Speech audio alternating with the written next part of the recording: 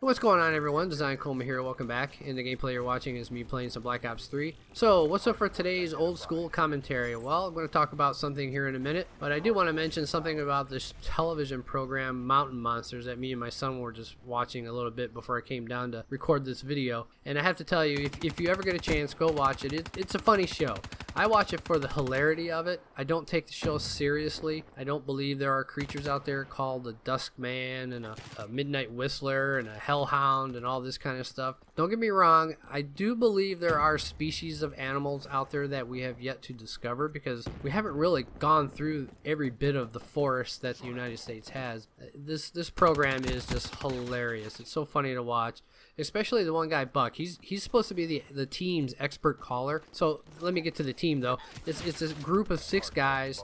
They live in the South, and they go around to different states like Kentucky, West Virginia, and things like that. And they look for these creatures. Now, Buck, he is the expert caller. But you never really see him doing any expert calling. The only calling he's really doing is when he's screaming for one of the other team members to come over to where him and the other guys are because they saw something or whatever. It's quite a hilarious show, and I honestly cannot believe these guys haven't shot each other or shot one of the cameramen because they're running around in the middle of the night with shotguns and rifles, and they will just whip around from some of the noises they hear, or growling apparently, just pop around off.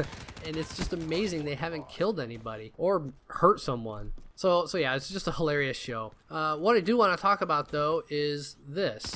Now, this is a little bit of a caveat from the video I did on cheating and how Blizzard is catching all the cheaters and banning them and things like that, and they're all mad and whatnot.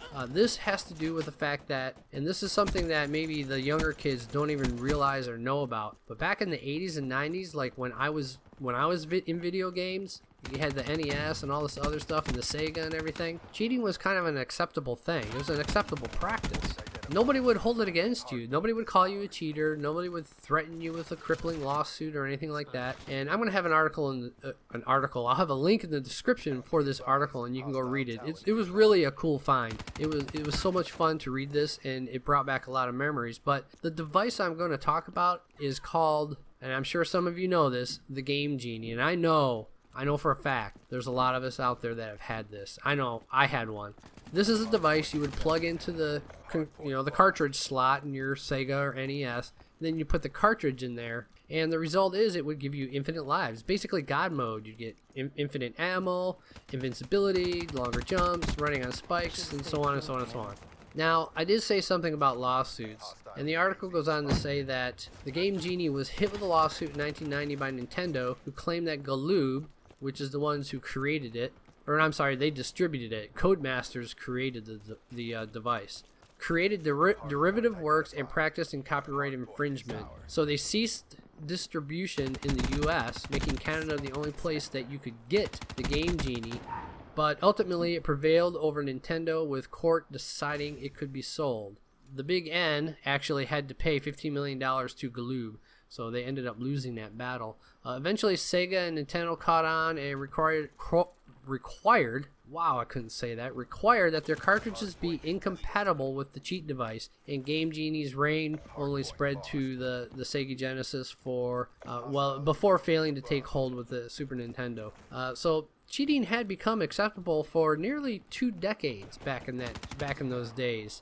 So yeah, believe it or not, guys, I mean, there was a time where cheating was perfectly acceptable, at least in the gamers world. But nowadays, when it comes to multiplayer, like when there's direct multiplayer, the writer does go on to say that cheating while directly competing against other players, like in Overwatch or League of Legends, is, basically wrong and should never be practiced. Unless you are playing with friends who want nothing more than to see insane matches that extend beyond the limits of what normally possible.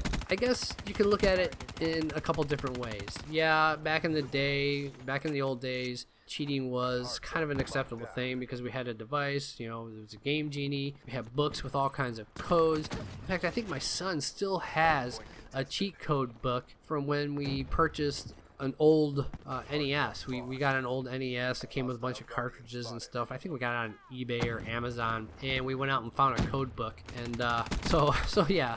So there you have it, folks. It's really a cool article. It brings back a lot of memories from back in the day when I was a kid, and it's a really cool read for those gamers out there that are just teenagers and they're not really into the gaming from the 80s and 90s, and they don't know much about it.